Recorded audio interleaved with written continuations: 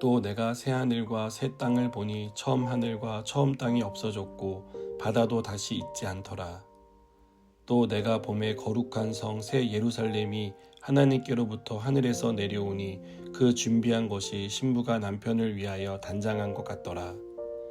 내가 들으니 보좌에서 큰 음성이 나서 이르되 보라, 하나님의 장막이 사람들과 함께 있음에 하나님이 그들과 함께 계시리니 그들은 하나님의 백성이 되고 하나님은 친히 그들과 함께 계셔서 모든 눈물을 그 눈에서 닦아주시니 다시는 사망이 없고 애통하는 것이나 곡하는 것이나 아픈 것이 다시 있지 아니하리니 처음 것들이 다 지나갔음이로라.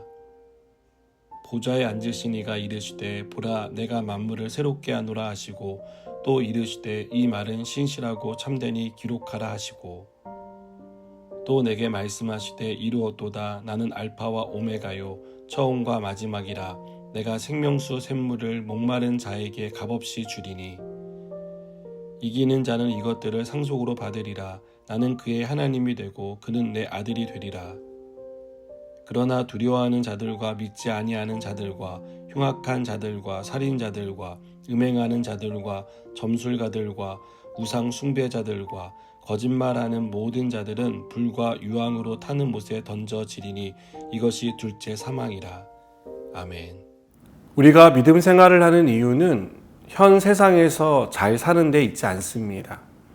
돈을 많이 벌고 명성을 얻는 것이 우리가 예수님을 믿는 이유가 아닙니다. 우리는 장차 임할 하나님의 나라를 바라며 믿음 생활을 하고 있습니다. 바울이 말한 것처럼 하나님과 얼굴로 대하며 교제를 나누는 날이 오기를 손꼽아 기다리고 있습니다. 그날이 언제인지 알 수 없지만 우리는 그날이 반드시 온다는 믿음으로 철로역정에 나오는 주인공처럼 믿음이라는 순례길을 걷고 있습니다. 이 길은 순탄하지만은 않습니다. 가파른 언덕길이 있고 꼬불꼬불한 길을 만나기도 합니다. 길 한복판에 삐죽 튀어나온 돌이 걸음을 방해하기도 합니다. 예수님은 이 길에 대해 문이 좁고 길이 협착하여 찾는 자가 적다라고 말씀합니다. 믿음으로 살아가는 우리에게 이 믿음을 지키지 못하게 하는 장애물과 방해꾼이 있다는 것입니다. 다양한 삶의 문제로 인한 고난도 있습니다. 어려움으로 인한 고통도 있습니다.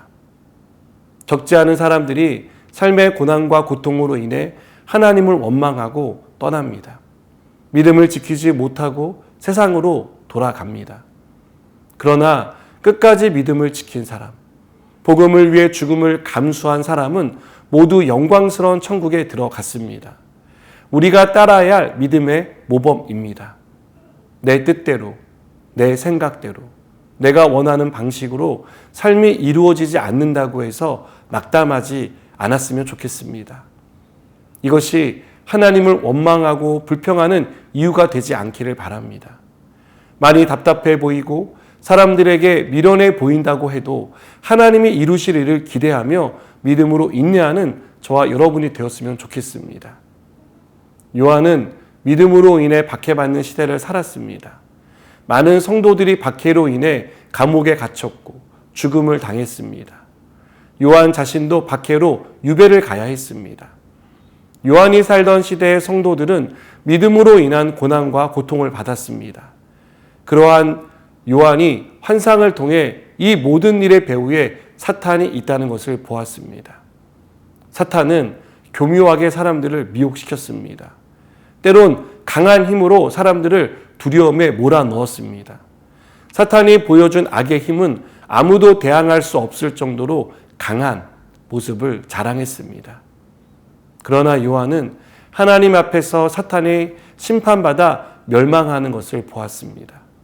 아무도 꺾을 수 없을 것처럼 보였던 사탄도 하나님의 심판대 앞에서 속수무책으로 심판받는 것을 보았습니다.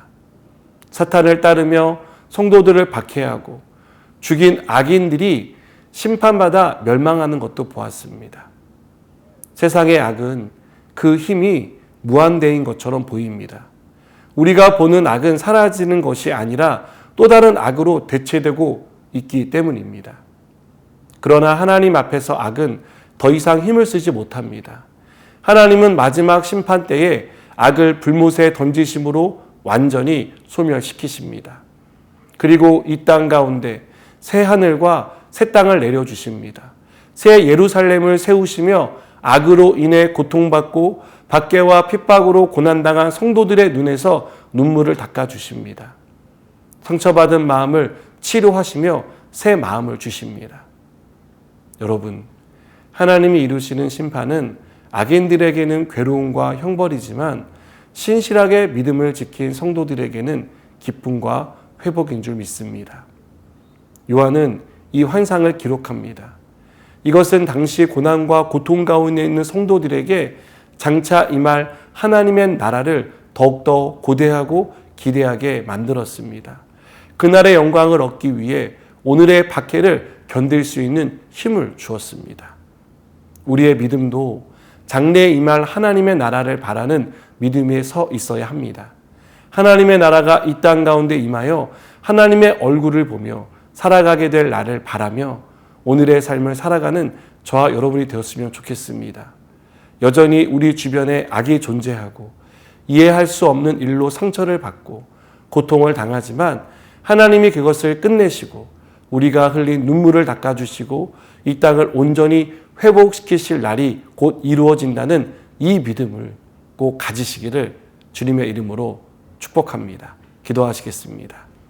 하나님, 우리가 어떠한 상황에서도 우리에게 주신 이 믿음을 지키게 하시고 이 믿음의 끝에 어떠한 은혜와 축복이 있는지를 기대하게 하여 주시옵소서. 예수님의 이름으로 기도드립니다. 아멘.